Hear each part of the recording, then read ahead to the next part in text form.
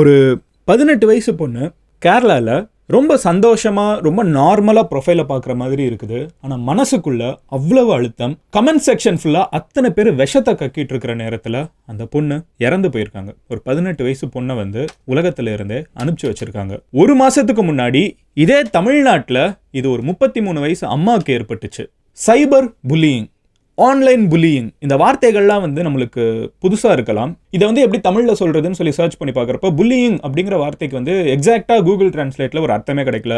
வம்பு பண்ணுறது, மிரட்டுறது, தொல்லை பண்ணுறது, இந்த மாதிரிலாம் வந்து வார்த்தை இருக்கே தவிர எக்ஸாக்டாக சொல்ல முடியல. கேரளாவில் என்ன நடந்திருக்குது? இந்த 18 வயசு பொண்ணு நம்ம நினச்சி கூட பார்க்க முடியாத சித்திரவதை அந்த பொண்ணு வந்து கமெண்ட் செக்ஷனில் அனுபவிச்சிருக்காங்க. அந்த பொண்ணு வந்து 1 லட்சம் பேர் ஃபாலோ பண்ணுறாங்க. பட் 1 லட்சம் பேர் ஃபாலோ பண்ணுறதுனால அந்த பொண்ணுக்கு வந்து தனியான ஒரு மூளையோ இல்லை வந்து ஒரு பயங்கரமான பிஆர் டீமோ இதை சரி பண்ணுறதுக்குலாம் இருக்க போகிறது கிடையாது. அந்த பொண்ணு அந்த ஆன்லைன் ட்ராலிங்கை தாங்க முடியாமல் ஆன்லைனில் இந்த ரேண்டமாக நம்ம என்ன அவங்க அந்த கமெண்ட் பண்ணுறவங்க வந்து அந்த பொண்ணு மரணம் செய்யணும் அப்படின்னு யோசிச்சு போய் கமெண்ட் பண்ணுறது கிடையாது. பட் ரேண்டமாக போய் இந்த மாதிரி பேசுறதுல வந்து ஒரு பொண்ணு எந்த அளவுக்கு பாதிக்கப்பட்டு எவ்வளோ பெரிய ஒரு முடிவு எடுத்திருக்காங்க. இதில் அந்த பொண்ணை பற்றி நிறைய விஷயங்கள் வந்து நம்ம பேசக்கூடிய விஷயங்கள் இருக்குது, பேசக்கூடாத விஷயங்கள் நிறைய இருக்குது. பட் நான் உங்ககிட்ட சொல்லணும்னு நினைக்கிற ஒரு மெசேஜ் ரொம்ப ஸ்ட்ராங்காக இருக்குது. கேரளாவில் இந்த பொண்ணுக்கு நடந்தது என்ன? தமிழ்நாட்டில் ஒரு 33 வயசு அம்மாவுக்கு 2 குழந்தைங்களோட அம்மா, 2 குழந்தைங்களை வந்து இப்போ அம்மாவே கிடையாது. அதுக்கான ஆன்லைன் சமூகம்னு ரொம்ப ஸ்ட்ராங்காக சந்தேகிக்கப்படுது. இந்த நெட்டிசன்ஸ், ஆன்லைனில் வாழக்கூடிய நம்மள மாதிரி இன்டர்நெட் குடிகள் அப்படின்னு சொல்லப்படுது. ஸோ என்ன நடந்துச்சு கேரளாவில், என்ன நடந்துச்சு கோயம்புத்தூரில், டீட்டெயில்டாக பார்க்க ஆரம்பிப்போம். ஹலோ எவ்ரிவான், நான் Madan Gowri and hello my dear MG squad.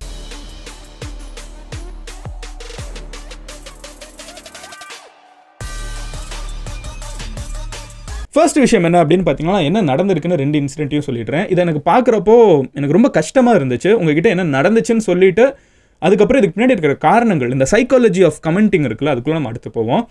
First வந்து என்ன நடந்திருக்குங்கிறத பார்த்துருவோம். கேரளாவில் ஒரு 18 வயசு பொண்ணு, ஓகேவா? இந்த பொண்ணோட ஆசை என்னன்னு பார்த்தீங்கன்னா, ஒரு பெரிய காஸ்மெட்டாலஜிஸ்ட் ஆகணும்னு நினைச்சிட்டு இருக்கிற ஒரு பொண்ணு. அண்ட் இன்டர்நெட்டில் வந்து நிறைய ரீல்ஸ், நிறைய ஃபோட்டோ ஷூட்ஸ்லாம் பண்ணி போஸ்ட் பண்ணிருக்காங்க. இன்ஸ்டாகிராமில் ஒரு இன்ஃப்ளூயன்சராக இருக்காங்க. ஆல்மோஸ்ட் 1,23,000 பீப்புள் வந்து இந்த பொண்ணை ஃபாலோ பண்ணிருக்காங்க. இவங்க ஒரு கேர்ள்ஸ் ஸ்கூலில் படித்து முடிச்சுட்டாங்க. 12th எக்ஸாமுக்கு முன்னாடி இந்த பொண்ணு வந்து ஒரு விஷயத்தை அவங்க அப்பா அம்மா கிட்ட போய் கன்ஃபஸ் பண்ணுறாங்க.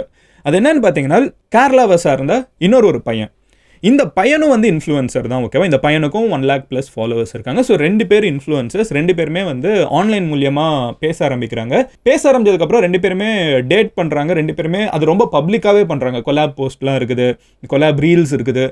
கொலாப்னு தெரியாதவங்களுக்கு யூடியூப்பில் மட்டுமே வாழ்கிற வாசிகள் யாராவது இருந்தீங்கன்னா, இன்னும் இன்ஸ்டாகிராமில் இல்லாமல் 2 பேர் வந்து ஒன்றா சேர்ந்து ஒரு விஷயத்தை போஸ்ட் பண்ணாங்கன்னா அது கொலாப் அப்படின்னு நம்ம சொல்லலாம். 2 பேர் ப்ரொஃபைல்லையுமே இருக்கும். ஸோ அந்த மாதிரி பண்ணுறப்போ ஒரு பையனும் பொண்ணும் வந்து அடிக்கடி பண்ணிருக்காங்கன்னா ஜென்ரலாக இன்டர்நெட்டில் கமெண்ட்ஸ் வர ஆரம்பிக்கும். அது போகவே பப்ளிக்காவே இவங்க 2 பேர் வந்து ரிலேஷன்ஷிப்ல இருக்காங்கன்னு வந்து தெரிஞ்சிருக்குது. ஸோ இதெல்லாம் கண்டினியூஸாக போயிட்டு இருக்கப்போ அந்த பொண்ணு வந்து வீட்டில் போய் அவங்க அப்பா அம்மா கிட்டே போய் சீரியஸாக பேசுறாங்க. இந்த மாதிரி இந்த பையனை பிடிச்சிருக்கு அப்படிங்கிறத சொல்றாங்க. அவங்க அப்பா அம்மாவுக்கு தெரிய வருது இந்த ரிலேஷன்ஷிப்பை பற்றி. அந்த அப்பா அம்மா வந்து எல்லா அப்பா மாதிரியும் ரியாக்ட் பண்ணல. ஸோ எனக்கு இதெல்லாம் வந்து இன்னும் வயிற்றுச்சலாக இருக்குது. இந்த பொண்ணு ஆனால் இந்த சமூகம் என்ன பண்ணியிருக்குன்னு. அவங்க அப்பா அம்மா இருந்துகிட்டு சரி ஓகேமா உனக்கு இந்த பையனை பிடிச்சிருக்குன்னு சொல்ற, நம்ம பேசலாம், பட் இப்போ வந்து நீ உன்னோட எஜுகேஷனை ஃபோக்கஸ் பண்ணு, 12th படிச்சுட்டு இருக்க, எக்ஸாம்ஸில் ஃபோக்கஸ் பண்ணுன்னு சொல்லிட்டு அந்த பொண்ணை மறுபடியும் எக்ஸாம்ஸில் ஃபோக்கஸ் பண்ண வைக்கிறாங்க. எக்ஸாம் ரிசல்ட் வர்றப்போ பார்த்தீங்கன்னா அந்த பொண்ணு வந்து 2 சப்ஜெக்டில் ஃபெயில் ஆகிடுறாங்க. ஆல்ரெடி பயங்கர மென்டலாக வந்து கொஞ்சம் அப்செட்டாக இருக்காங்க. 2 சப்ஜெக்டில் ஃபெயில் ஆகிருக்கிற நேரத்தில் பார்த்தீங்கன்னா அந்த பையனுக்கும் இந்த பொண்ணுக்கும் வந்து நிறைய வாக்குவாதங்கள் வர ஆரம்பிக்குது. அண்ட் அந்த வாக்குவாதங்களோட முடிவாக அவங்க ஒரு பிரேக்கப் பண்ணிக்கிறாங்க. இந்த பிரேக்கப்பும் வந்து ரொம்ப பப்ளிக்காக இருக்குது. அந்த பையனோட ஃபாலோவர்ஸ் 1 லட்சம் பேருக்கும் இந்த பொண்ணோட பிரேக்கப் ஆயிடுச்சுன்னு தெரியுது. இந்த பொண்ணோட ஃபாலோவர்ஸ் 1 லட்சம் பேருக்கும் இந்த பையனோட பிரேக்கப் ஆயிடுச்சுன்னு தெரியுது. இது தெரிஞ்ச உடனே பார்த்தீங்கன்னா இந்த பையனோட டை ஹார்ட் ஃபேன்ஸ் இருப்பாங்கல்ல, அவங்க எல்லாருமே வந்து ஜோம்பிஸ் மாதிரி இந்த சைடு இந்த பொண்ணோட கமெண்ட் செக்ஷனில் போய் இந்த பொண்ணோட கேரக்டரை வந்து தப்பாக பேசுறது, இந்த பொண்ணை வந்து தப்பாக பேசுறது, நீ இந்த பையன் கூட கொலை பண்ணியிருக்க, அதனால தான் எங்கால விட்டுட்டு போயிட்டு, எங்கள் தலையை அதனால தான் விட்டு போயிட்டு, அந்த மாதிரி கண்டமானிக்கு அந்த பொண்ணை பேசிட்டு இருக்கிறது. யோசிச்சு பாருங்க, அந்த பொண்ணு ஆல்ரெடி 12th 2 எக்ஸாம் ஃபெயில் ஆன ஒரு பொண்ணு வந்து மென்டலாக எவ்வளோ கோ த்ரூ பண்ணிருப்பா. அந்த நேரத்தில் பிரேக்கப் நடந்திருக்குது. அந்த பிரேக்கப்புக்கு நடுவில் இவங்க கமெண்ட்ஸ் வரிசையாக இந்த மாதிரி போட்டுக்கிட்டே இருந்திருக்காங்க. அந்த பொண்ணு வந்து இது எல்லாத்தையும் ஆனால் பெருசாக இந்த இன்ஃப்ளூயன்சர்ஸாக இருக்கிறவங்க பீயிங் அன் இன்ஃப்ளூயன்சர், நான் இது உங்ககிட்ட சொல்கிறேன், மோஸ்ட் ஆஃப் டைம் இதெல்லாம் வந்து காமிச்சிக்க கூடாதுன்னு நினைப்பாங்க. இந்த பொண்ணு வந்து ரொம்ப கூலாக தான் வந்து சோஷியல் மீடியா போஸ்ட்லாம் காமிச்சிட்டு இருந்திருக்காங்க. அதை மீறியும் 2 மாசமா வந்து நீங்கள் பார்த்தீங்கன்னா பிரேக்கப்க்கு அப்புறமே வந்து அவங்க கண்டினியூஸாக போஸ்ட்லாம் மேக் பண்ணிட்டு இருந்திருக்காங்க. கண்டினியூஸாக ரீல்ஸ் எல்லாம் போஸ்ட் பண்ணிட்டு இருந்திருக்காங்க. ரொம்ப நார்மலாக ஒரு ப்ரொஃபைல் பார்க்குறப்போ உங்களுக்கு எந்த சந்தேகமும் இருக்காது. இன்ஃபேக்ட் ஜூன் 10ஆம் தேதி இந்த பொண்ணோட வாழ்க்கையில் நம்ம எல்லாரோட வாழ்க்கையிலும் ஒரு மறக்க முடியாத ஒரு நாளாக மாறி இருக்குது. பிகாஸ் அந்த நாள் அன்னைக்கு ஒரு ரொம்ப பெரிய அசம்பாவிதம் நடந்திருக்கு. பட் அந்த அசம்பாவிதம் நடக்கிறதுக்கு முன்னாடி ஜூன் 10th அன்னைக்கு காலையில் இந்த பொண்ணு வந்து மறுபடியும் ஒரு ஃபோட்டோ ஷூட் வச்சு ஒரு போஸ்ட் போடுறாங்க. அதில் ஹிருதயம் நிறம் அப்படின்னு சொல்லிட்டு ஹிருதயத்தின் நிறமாய் அப்படின்னு ஒரு துல்கர் சல்மான் நித்யா மேனன் பாட்டெலாம் போடுறாங்க. ரொம்ப ஃபேமஸான ஒரு லவ் சாங். அந்த பொண்ணோட ப்ரொஃபைலை மட்டும் இப்போ போய் பார்த்தா கூட இந்த பொண்ணுக்கு வந்து ஒரு டிப்ரெஷனில் இருந்திருப்பாங்க. இந்த பொண்ணை வந்து இந்த ஆன்லைனில் எல்லாரும் கலாய்க்கிறது வந்து ஒரு பெரிய டேக் எடுத்திருக்குங்கிறது நம்மளால கெஸ் பண்ணவே முடியாது. அந்த பொண்ணு அந்த மாதிரி போஸ்ட் போடுறாங்க. அந்த போஸ்ட்டுக்கு கீழேயும் அந்த பிரேக்கப் பண்ணான்ல அந்த இன்னொரு இன்ஃப்ளூயன்சர், அந்த பையனோட ஃபேன்ஸ் வந்து போய் கடிச்சு வச்சுக்கிட்டே இருந்திருக்காங்க. இந்த பொண்ணு அன்னைக்கு அப்பா அம்மா கிட்டேயும் நல்லா பேசியிருக்காங்க. அவங்க அப்பா அம்மா அதையும் சொல்கிறாங்க. இன்ஸ்டன்டேனியஸாக அந்த பொண்ணு வந்து தற்கொலை பண்ணுறாங்க, முயற்சி செய்கிறாங்க, காப்பாற்றப்படுறாங்க, ஹாஸ்பிட்டலில் போய் அட்மிட் பண்ணப்படுறாங்க. பட் ரொம்ப சீரியஸான ஒரு நிலைமையில தான் அவங்க கொண்டு செல்லப்படுறாங்க ஹாஸ்பிட்டலுக்கு. ஒரு வாரம் ஹாஸ்பிட்டலில் இருக்காங்க. ஆனால் இந்த ஒரு வாரத்தில் அவங்களால வந்து போலீஸ் போய் அவங்கக்கிட்ட என்ன ஆச்சு என்ன பிரச்சனைங்கிற எக்ஸாக்டாக கேட்கணும்னு நினச்சா கூட சுத்தமாக அவங்களால பேச முடியல. ஏன்னா தொண்டை வந்து போச்சு. அதுக்கப்புறம் ஜூன் 16 இந்த உலகத்தை விட்டு அந்த பொண்ணு, அந்த ஹாஸ்பிட்டல் என்ன தான் சப்போர்ட் பண்ண அந்த பொண்ணை காப்பாற்றணும்னு நினச்சாலும் எந்த பிரயோஜனமும் இல்லாமல் அந்த பொண்ணு இறந்து போகிறாங்க. அந்த பொண்ணோட அப்பா அம்மா சொந்தக்காரங்க எல்லாருமே ரொம்ப ஸ்ட்ராங்காக சொல்கிறது இந்த ஒரு ஆஸ்பெக்டில் நீங்கள் பார்த்தீங்கன்னா இந்த ஆன்லைனில் இந்த பையனோட ஃபாலோவர்ஸ் இருக்காங்கல்ல, அவங்க 2 பேரும் பப்ளிக்காக ரிலேஷன்ஷிப்பில் இருந்தாங்கிறப்போ இந்த பையனோட ஃபாலோவர்ஸ் வந்து பயங்கரமாக இந்த பொண்ணை போட்டு தப்பாக பேசி கமெண்ட் செக்ஷனில் ஃபுல்லாக டிஎம்மில் போய் ஃபுல்லாக ரொம்ப இந்த மாதிரி தொல்லை பண்ணிகிட்டு இருக்காங்க. அது வந்து ஒரு எதிரொலியாக கூட இருக்கலாம்னு ரொம்ப ஸ்ட்ராங்காக சந்தேகிக்கிறாங்க.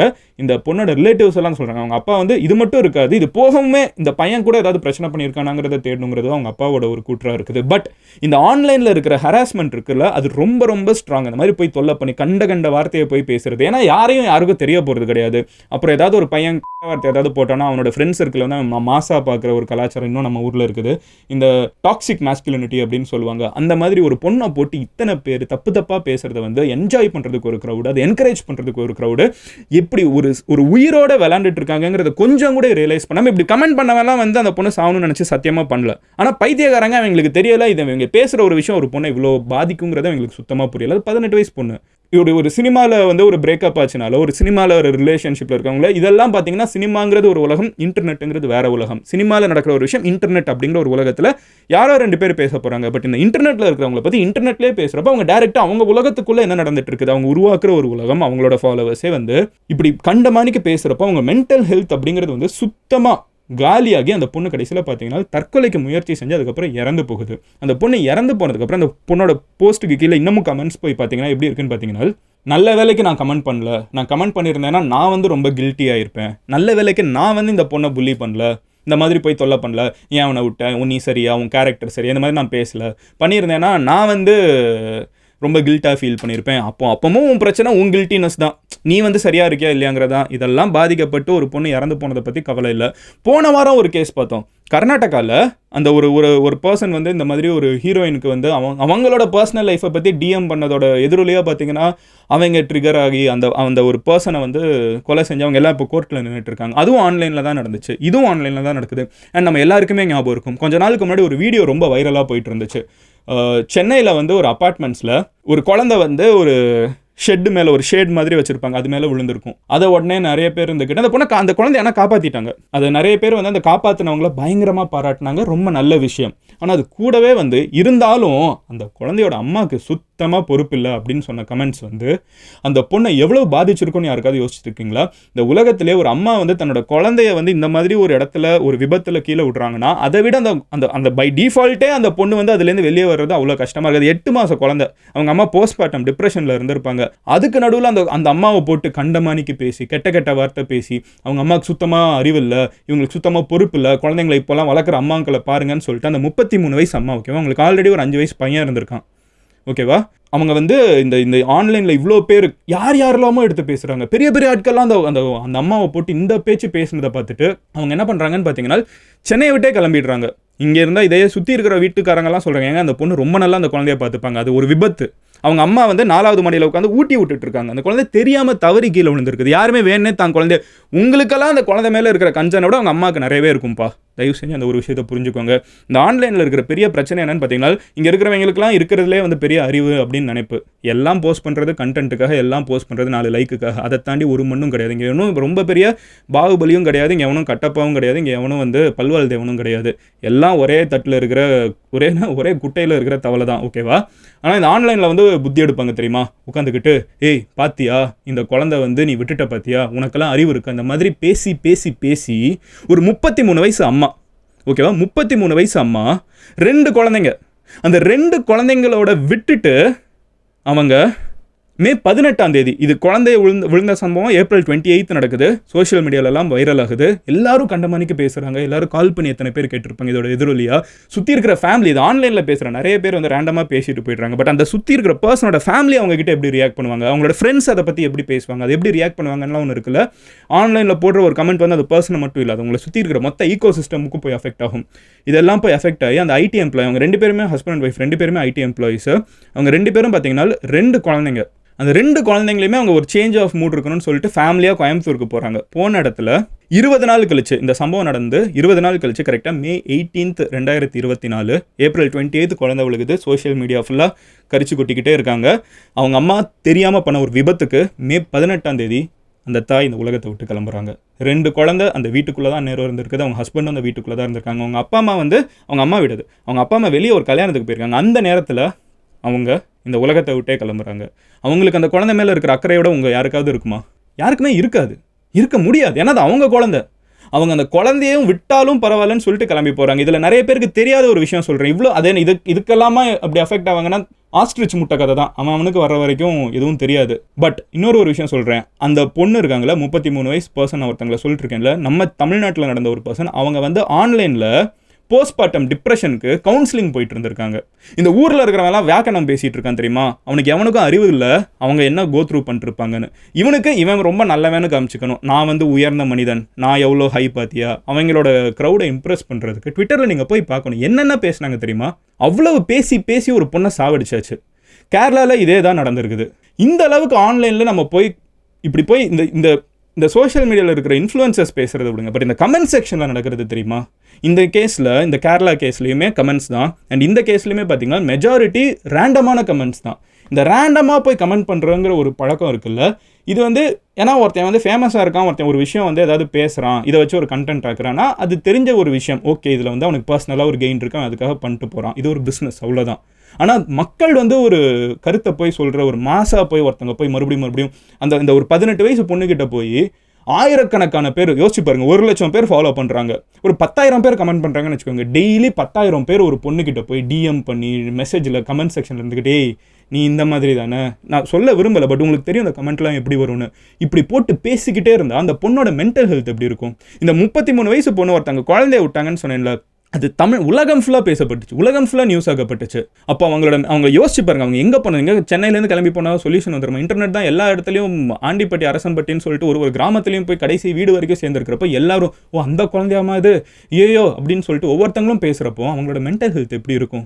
இன்னைக்கு இன்டர்நெட்டோட மூத்த குடிகள் நம்ம தான். நான் மறுபடியும் சொல்கிறேன், இன்னைக்கு இன்டர்நெட்டோட மூத்த குடிகள் நம்மளாக இருக்கிறப்போ ஒவ்வொருத்தங்களும் இந்த மாதிரி கண்டமானிக்கு போய் கமெண்ட் பண்ணுறதை தயவு செஞ்சு கம்மியாக்கிக்கோங்க. ஏன்னா இந்த இன்டர்நெட்டுக்குன்னு ரூல்ஸ் கிடையாது. வரும் இப்படிலாம் பண்ண ஐடி ரெகுலேஷன் இன்னும் ஸ்ட்ராங் ஆக்குவாங்க. இது பண்ணாதீங்கன்னு நம்ம சொல்லவே முடியாது. ஏன்னா இப்படி பேசிட்டு சுற்றினா அப்புறம் பண்ணாதீங்கன்னு எப்படி சொல்ல முடியும். ஏன்னா இப்போதைக்கு நம்ம என்ன சொல்லிட்டு இருக்கோம்னா இன்டர்நெட் வந்து ஃப்ரீயாக இருக்கணும், இன்டர்நெட்டில் ஃப்ரீடம் இருக்கணும் அப்படின்லாம் நம்ம சொல்கிறோம். ஒவ்வொரு டைமும் கவர்மெண்ட் வந்து ரூல்ஸை புதுசாக கொண்டு வரப்போ இல்லை இன்டர்நெட்டை விட்டுருங்கன்னு நம்ம சொல்கிறோம். ஏன்னா அவங்க தப்பாக மிஸ்யூஸ் பண்ணிடக்கூடாதுன்னு நினச்சி. ஆனால் இந்த மாதிரிலாம் பண்ணிட்டு இருந்தா கெட்ட வார்த்தை பேசினா பிடிச்சி ஜெயிலில் போடு. ஏன் அந்த பொண்ணை போட்டு ஹராஸ் பண்ணுற, தப்பாக பேசிட்டு இருந்தாலும் தூக்கி ஜெயிலில் போடு. இதெல்லாம் சொல்ல வேற வழி இல்லை. அந்த பொண்ணை போட்டு இப்படி ஏன் போய் கமெண்ட் செக்ஷனில் இத்தனை பேர் கடிச்சு வச்சுட்டு இருக்காங்க, அத்தனை பேரையும் புடி, ஏன்னா செத்துட்டு இருக்காங்க. இதுதான் இன்னைக்கு இன்டர்நெட்டில் நடந்துட்டு இருக்கிற யதார்த்தமான ஒரு விஷயம். இதா அரசாங்கம் கிட்ட போய் சொல்லி இதில் ஒரு ப்ராப்பராக சொல்யூஷன் வராதுன்னு நினைக்கக்கூடிய ஆட்கள் டைரெக்டாக இறங்கி கொலை பண்ணுறாங்க. இது கர்நாடகாவில் நடந்திருக்குது. தான் கையில் பவர் இருக்குது, தன்னை எதுவுமே பண்ண முடியாதுன்னு நினைக்கிற தர்ஷன் வந்து இதை தான் பண்ணியிருக்காங்க. இப்போ ஜெயிலில் நின்றுட்டு இருக்காங்க. எப்படி பார்த்தாலும் யாராவது பாதிக்கப்பட்டு இருக்காங்க. நான் உங்ககிட்ட சொல்கிறது இந்த வீடியோவில் ரொம்ப சிம்பிளான விஷயம். ஆன்லைனில் போய் 4 பேர் மேலே விஷத்தை கக்கிறதுக்கு முன்னாடி தயவு செஞ்சு அந்த ரிசீவிங் எண்டில் இருந்து பாருங்கள். அது எப்படி இருக்கும்னு யோசிச்சு பாருங்கள். அது வாங்குறது எவ்வளோ கஷ்டம்னு யோசிச்சு பாருங்கள். நான் இப்பவும் சொல்கிறேன், சினிமாவில் இருக்காங்கனாலோ இல்லை கிரிக்கெட்டில் இருக்காங்கனாலோ இல்லை வந்து பொலிட்டிக்ஸில் இருக்காங்கனாலோ அவங்க காலையிலேருந்து நைட் வரைக்கும் அவங்களோட ப்ரொஃபஷனில் ஃபுல் ஆக்கியூபைடாக இருப்பாங்க. ஓகேவா? ஆனால் இன்டர்நெட்டில் வந்து ஒருத்தங்க ஃபேமஸ் ஆகுறாங்கனால அவங்க இன்டர்நெட்டில் இதுக்கு முன்னாடி ஃபேமஸ் ஆகாத ஒருத்தங்கனால இந்த போத் தீஸ் பிளேசஸ் பார்த்தீங்கன்னா இவங்க இந்த பொண்ணு இன்ஃப்ளூயன்சர், இந்த பொண்ணு வந்து இன்டர்நெட்டுக்கு ஒரு நார்மல் யூசர். இவங்களோட உலகம் வந்து மோஸ்ட்டாக இன்டர்நெட்டுக்குள்ளே தான் இருக்கும். ஒரு ஐடி ப்ரொஃபஷனல் வந்து மோஸ்ட் ஆஃப் டைம் அதை தாண்டி ஐடியை தாண்டி ஒரு உலகம்னு கேட்டிங்கன்னா இன்டர்நெட்டுக்குள்ளே தான் இருக்கும். அவங்களுக்கு இந்த ஹேட்ரடை ஹேண்டில் பண்ண தெரியாது. இந்த ஃபேம் வந்துச்சுனாலும் அதை ஹேண்டில் பண்ண தெரியாது. இது ரெண்டுமே வந்து ஹேண்டில் பண்ண தெரியாது. அந்த ரெண்டையுமே ஒரு ரொம்ப பெரிய ஃபேம் திடீர்னு வர்றப்போ அதை மிஸ்ஹேண்டில் பண்ண வாய்ப்பு இருக்குது. அப்படி ஹேண்டில் பண்ணுறப்போ அதிகமான ஹேட்ரட் வர வாய்ப்பு இருக்குது. அந்த ரெண்டையும் சரியான ஆட்கள் நம்மளை சுற்றி இல்லைனால், சரியான பஞ்ச் ஆஃப் பீப்புள் நம்மளை சுற்றி இல்லைனால் தவறான டிசிஷனுக்கு நம்மளை தள்ளும். ஸோ நெக்ஸ்ட் டைம் நீங்கள் ஆன்லைனில் போய் ஒரு விஷத்தை கக்கிறதுக்கு முன்னாடி தயவு செஞ்சு ஒரு டைம் யோசிங்க. 10 வருஷத்துக்கு முன்னாடி வார்த்தை பேசுகிறவனெல்லாம் கூலாக வச்சுட்டு இருந்தாங்க. 5 வருஷத்துக்கு முன்னாடி ஒருத்தன் வந்து என்ன இப்படி மாசா வந்து ஏதாவது தப்பாக பேசினா வந்து அவனை செலிப்ரேட் பண்ணுற ஒரு க்ரௌட் இருந்துச்சு. எனக்கு அதுவே மாறி இருக்குது. People are getting more educated. But அந்த ரெக்வஸ்ட்டை நான் உங்ககிட்ட இன்னும் வைக்கிறேன். இது பொது புத்திக்கு வரணும், காமன் சென்ஸ்க்கு வரணும், ஜென்ரலைஸ் ஆகணும். ஸோ தயவு செஞ்சு ஹேட்ரட் போய் வாந்தி எடுத்து வைக்காதீங்க கமெண்ட் செக்ஷனில். அது பீப்புளை பாதிக்குது. இங்கே பாருங்கள், உலகத்தில் எந்த பிரச்சனை நடந்தாலும் இருக்கிறதுலே அதிகமாக பாதிக்கப்படுறது யாருன்னு பார்த்தீங்கன்னா பெண்கள் தான். அதில் இருக்கிறதுலே அதிகமாக பாதிக்கப்படக்கூடியது இந்த டெவலப்பிங் கண்ட்ரீஸில் இருக்கக்கூடிய பெண்கள். அமெரிக்காவில் இருக்கிற பெண்ணை விட இந்த டெவலப்பிங் கண்ட்ரியில் இருக்கிற பெண்கள் அதிகமாக பாதிக்கப்பட்டு இருப்பாங்க. இன்னும் அதிகமாக அந்த குடும்பத்தில் மத நம்பிக்கை இருந்துச்சுன்னா அந்த பொண்ணு இன்னும் பாதிக்கப்பட்டு இருப்பாங்க. இப்படி ஃபில்டர் போட்டு பார்த்தீங்கன்னா நம்ம முன்னாடி பார்க்கக்கூடிய பெண்கள் தான் இருக்கிறதுலே எந்த பிரச்சனையும் அதிகமாக பாதிக்கப்படுவாங்க. தயவு செஞ்சு இந்த மாதிரி பண்ணாமல் please be more conscious, please be more careful.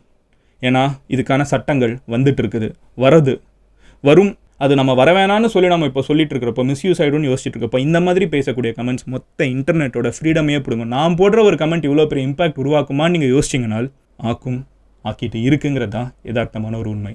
தயவு செஞ்சு அதை தெரிஞ்சு நம்ம நடந்துப்போம். நாளைக்கு நான் உங்களோட ஒரு வீடியோவில் பார்க்குறேன். உங்கள் ஃப்ரெண்ட்ஸ் யாராவது இந்த மாதிரி ரேண்டமாக இதில் ஃபேக் அக்கௌண்ட் வச்சுட்டு கமெண்ட் பண்ணுற ஆட்கள்லாம் இருக்காங்க. அந்த மாதிரி யாராவது சுற்றிட்டு இருந்தாங்கன்னா தயவு செஞ்சு இந்த வீடியோ ஷேர் பண்ணி அப்படி பண்ணாத மச்சான் அது அந்த சைடு எவ்வளோ அஃபெக்ட் ஆகுங்கிறது நீ புரிஞ்சுக்க மாட்டேங்கிறத சொல்லி ஷேர் பண்ணுங்கள். நாளைக்கு உங்களோட ஒரு வீடியோவில் பார்க்குறேன். அந்த மாதிரி வேறு ஏதாவது டாபிக் நான் பேசணும்னு நினச்சிங்கன்னா அது என்னங்கிறத கமெண்ட்டில் சொல்லுங்கள். நீங்கள் பர்சனலாக நான் ஃபாலோ பண்ணணும்னு நினச்சிங்கன்னா மதங்குரின்னு சொல்லிட்டு எந்த சோஷியல் மீடியாவினாலும் சர்ச் பண்ணுங்கள். You should be able to find my profile. And ஒரு விஷயம், இந்த வீடியோ முடிகிறப்போ நிறைய பேர் அந்த பொண்ணோட ப்ரொஃபைலை தேடி போய் பார்க்கணும்னு யோசிப்பீங்க. மனித இயல்பு தான். பட் இப்படி யோசிச்சு பாருங்களேன், அந்த பொண்ணோட ப்ரொஃபைலை போய் நீங்கள் பார்க்க வேணாம். ஆனால் நீங்கள் பார்க்கக்கூடிய ஒரு பொண்ணோட ப்ரொஃபைலும் பொட்டென்ஷியலி நீங்கள் போடக்கூடிய கமெண்ட் வந்து மென்டலாக பாதிச்சு ஒரு மிகப்பெரிய முடிவு எடுக்கிறதுக்கு தள்ளிடாதீங்கிற ஒரு கமெண்ட்டாக ஒரு விஷயமா நீங்கள் இனிமேல் பார்க்கக்கூடிய ஒரு ப்ரொஃபைலையும் பாருங்கள். உங்களோட ஆக்ஷன்ஸ் இன்னும் பெட்டராக இருக்கும். Love you all, take care, let's make a better world. Cheers.